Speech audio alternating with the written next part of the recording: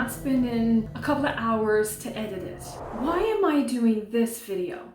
Well, it's only since the pandemic, so ever since March of 2020, that I have been sharing with the world the learning disabilities that I've had through the years. Up until then, I kind of kept it hidden. Why? Why did I keep it hidden? Because first of all, when it came to the workforce out there doing office work and accounting, insurance, financial analyst, manager of this place, a manager of that place, I felt that if it was broadcasted that I had learning disabilities, that first off, would I have become manager? There's a question. Would I have been treated differently? Probably so, because I've seen it in places. So I wanted to give you, first of all, I would like your opinion on that.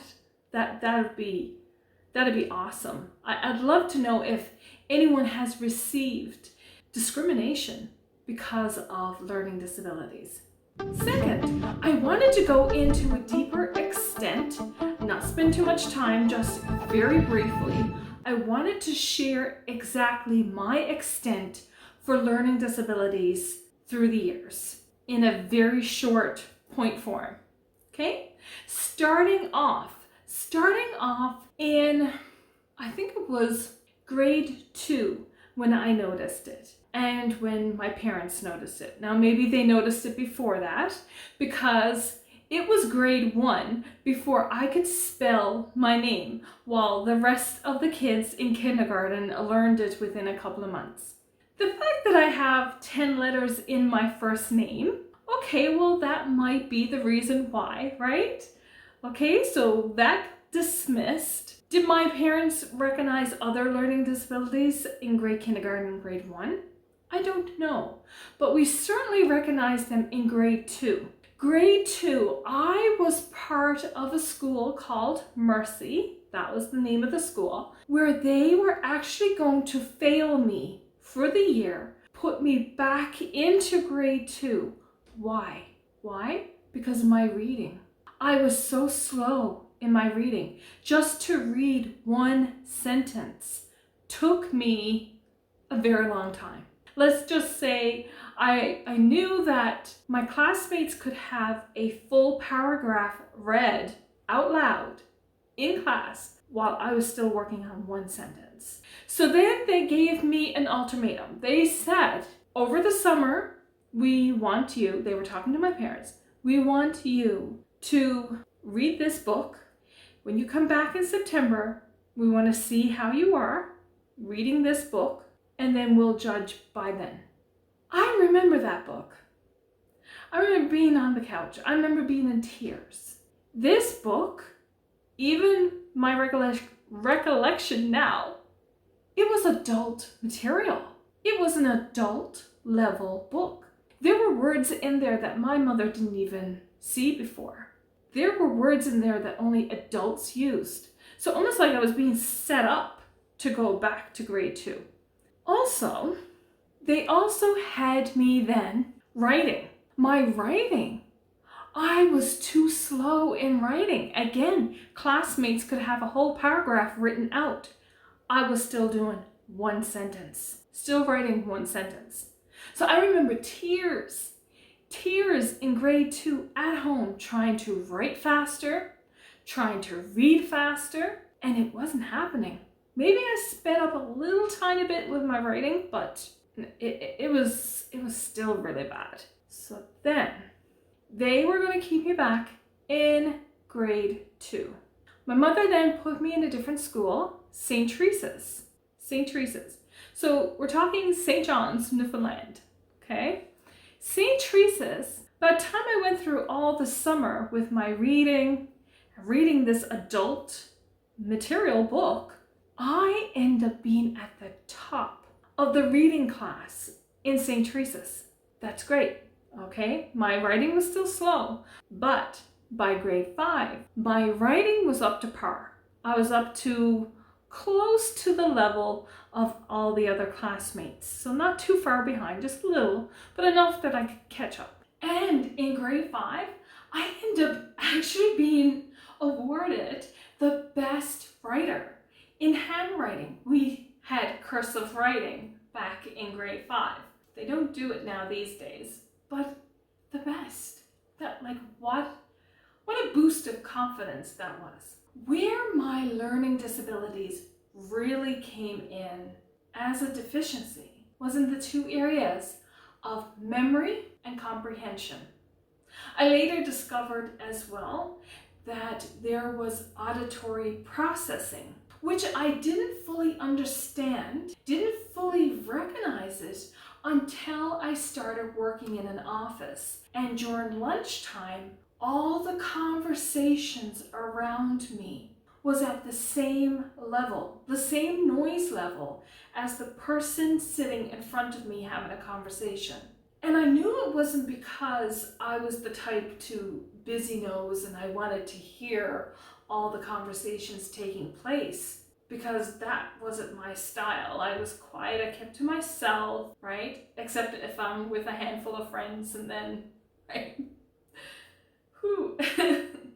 But in an office, like, I kept to myself, like I'm a one-on-one person, right? And trying to give full attention. Well, it was years, and I mean years, before I learned how to differentiate a conversation happening here, conversation happening over there, conversation happening over there, and be able to think in my head of the words I want to speak. To this day though, I still have difficulty with that. If I'm in a place and the music is a little bit too loud, it could be normal for other people, but for me, it's too loud. And just having that volume on the music, I get flustered. In my head, I'm trying to search for words, trying to create sentences, form sentences, say sentences, and inside I'm just getting so flustered. Is that something that you're discovering yourself? It wasn't until in 2010, September or October of 2010, when I started doing the Child and Youth Worker program, that they began to talk about auditory processing disorder, and they even showed this young boy, he was about 10, 11 years old, and how he was discussing and telling people how he heard conversations all at the same level, all at the same volume. And it was difficult for him to differentiate between the conversation he was having to the conversation alongside of him, or a couple of feet away, 4 feet away, that he was hearing the same volume. I was like, wow, like that was an aha moment for sure for me. The other area that I mentioned was my memory. So very briefly, to tell you about memory issues. Oh my. Okay. English is my first language. English is my only language. Okay? That has to be set to set the framework of just how bad my memory was and getting a bit better. I would be reading a book. First of all, comprehension. Could not understand. Could not even understand what they were saying. I would go sit down for a test, and I think anxiety played a part then when it came to exams and tests, because I couldn't even understand what they were asking me. Something so simple, I always felt they were trying to trick me up, that the teachers were trying to trick me, and that they were trick questions. And because I'd be under anxiety, I would start having all of these, it was like past insults. All the past insults that was said to me at home or through acquaintances, because of the anxiety that I was under during test time, exam time, I would keep hearing all these insults being thrown at me. And I would believe that the teachers were trying to trip me up. And then on top of it, I couldn't even understand what they were trying to ask me in an exam. Okay, so that was the anxiety, the pressure of whenever I'm under pressure. So even in the pressure of people face to face, If someone goes to ask me a question, the anxiety comes over me and my mind goes blank. Like information that I knew for years all of a sudden has left me. An embarrassing moment, okay? As I said, 2010, I was going to school, okay? Centennial College. An old-time friend of mine sees me one time. I go to the coffee shop. He's there. He's asking me a question. I say, oh yeah, I went to school up in Ontario. Oh, what school? I couldn't even remember. For the life of me, I couldn't even remember. It wasn't until that night I get home and then the name pops in my head. I went to that school for 3 years. And it's not like it was ancient time. This was just a few little years ago. It left me. Embarrassing moments like that. Anyone else have embarrassing moments like that? Okay, now getting back to the memory. This is how bad my memory was. I would be reading a paragraph from a textbook for school. I would spend 20 minutes reading a paragraph, trying to comprehend it, trying to understand what they were saying. Simple language. We're not talking no physics or chemistry book. We're just talking normal English language. Could not comprehend it. Then, if I continued on, read another paragraph and another paragraph. Within 20 minutes after that, 20 minutes after reading the first paragraph, I would go up to the first paragraph. None of it looked familiar. Knowing that I did read it, but none of it familiar, as if I didn't even read the first paragraph. It was something. Trying to study for a test, I would have to spend 3 weeks going over the material over and over. And it didn't matter if I spent 3 weeks going over the material. For those 3 weeks, the memory wasn't there. The memory wasn't there for the 3 weeks I spent going over the material. My memory would only be there the night before. Whatever material I consumed the night before was what I retained for the test or the exam or the final exams, the publics, the government public exams in grade 12. Only the night before. Then also, classmates knew, don't talk to Bernadette before an exam. When she comes in for her public, because we would devote the whole day to doing a public exam, so usually in the morning or the afternoon, I would tell my classmates, when classmates knew, don't come in, don't have conversation with me, because I knew that if I started to talk, everything I tried to retain the night before, even though I studied for 3 weeks beforehand, would be gone, would be lost. That is how severe my memory was. My memory didn't improve until after high school. I started to read books that I was interested in. I became addicted to books, which was quite unusual because books and me was like, oh, right? But after high school, when I started reading material that I wanted to read, that's when I noticed my memory starting to improve. The thoughts of going to college and university, I knew with my memory, I was not capable of going to university, unfortunately. In fact, I did go and do, I did go to Memorial, and my hunch of my memory served me correctly. I did an exam, the professor, right there, administering the exam. So I sit down, I read over the questions. We're given a selection, I think, of 3 questions to choose from, in which time then we practically had to write a full essay on this one question. Okay, so I chose one question. Oh yeah, I wrote an essay, Alta. All right. Yeah, I got my mark back. I got 50%. I was lucky to get 50% because he said, this is a great answer to a question that I didn't ask. And I guess because of my effort, I got 50%. But I also remember during that time, there was a lot of dates that I had to remember. It was theology, a lot of dates, a lot of historical dates. I remember, and it's an exaggeration, but I remember crying almost a bucket of tears trying to remember these dates. Yeah, Then came college. I'm like, but college, surprisingly, I excelled at. In the 90s, honors, like late 90s, 95, 97, 98 average. Well, one thing I noticed, psychology, I excelled at. Psychology, whatever it was, is the comprehension was there for psychology. If it had to be history, I love physics and chemistry, but I stayed away from it in high school. And I've stayed away from it my whole life. I have done advanced level 3 in accounting, loved it.